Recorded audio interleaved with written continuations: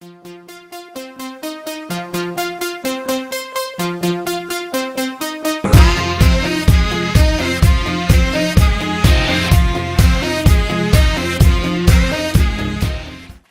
et Étienne, qui vous occupez du chapitre Sainte-Madeleine, pouvez-vous nous expliquer en quelques mots en quoi consiste réellement ce mouvement? Oui, bien sûr. Donc, le chapitre Sainte-Madeleine, en fait, c'est un mouvement missionnaire qui s'adresse à des jeunes de 15 à 20 ans. Donc, il y a plusieurs équipes qui sont réparties entre les villes d'Avignon, d'Orange, de Grenoble, de Lyon et de Montpellier. Donc voici Thibaut Dejouy, le chef du chapitre Saint-Lazare, mais il saura mieux que moi vous expliquer en quoi consiste ce deuxième mouvement. En fait, le chapitre Saint-Lazare est né de la volonté de gens habitant la capitale, donc Paris, de se rattacher et de suivre la même pédagogie que le chapitre Sainte-Madeleine. Mais de fait de la distance géographique, ils ont créé exactement le même mouvement avec la même pédagogie que Étienne de Pontcharrat vous expliquera tout à l'heure.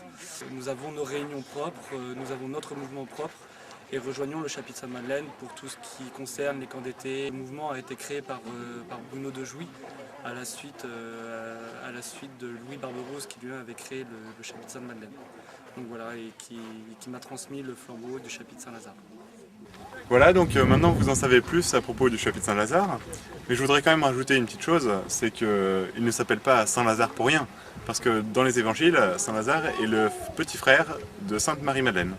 Donc ils ont choisi ce prénom-là avec toute la symbolique qui va avec.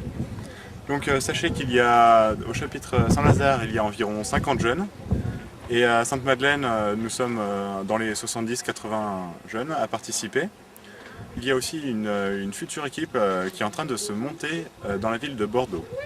Voilà, sachant que ces équipes se retrouvent tous les 15 jours pour différentes activités. Bonjour, donc je suis animatrice principale du chapitre Sainte-Madeleine.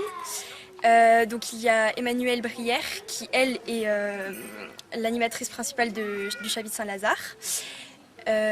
Donc voilà, donc le chapitre Sainte-Madeleine a 4 piliers, donc qui est amitié, prière, formation et action.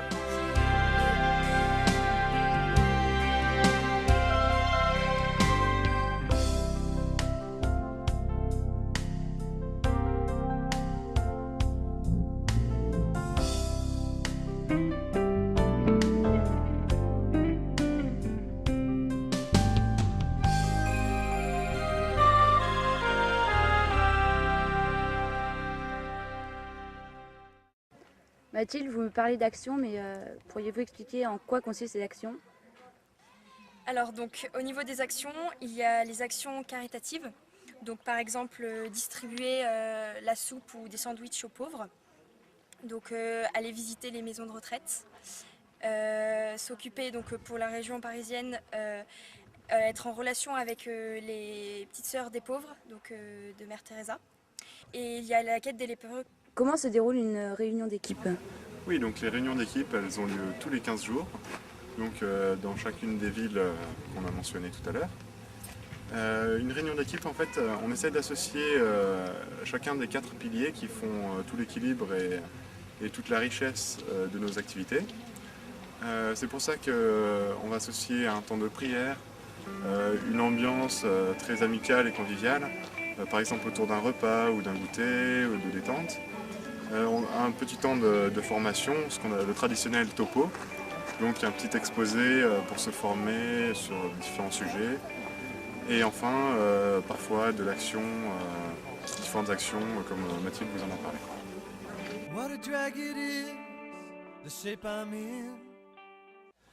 Donc à l'image, nous, de notre grande sœur, le chapitre Sainte-Madeleine, nous essayons également d'appliquer à chacune de ces réunions la pédagogie propre au chapitre Saint-Lazare, qui est encore une fois exactement la même que celle de Sainte-Madeleine.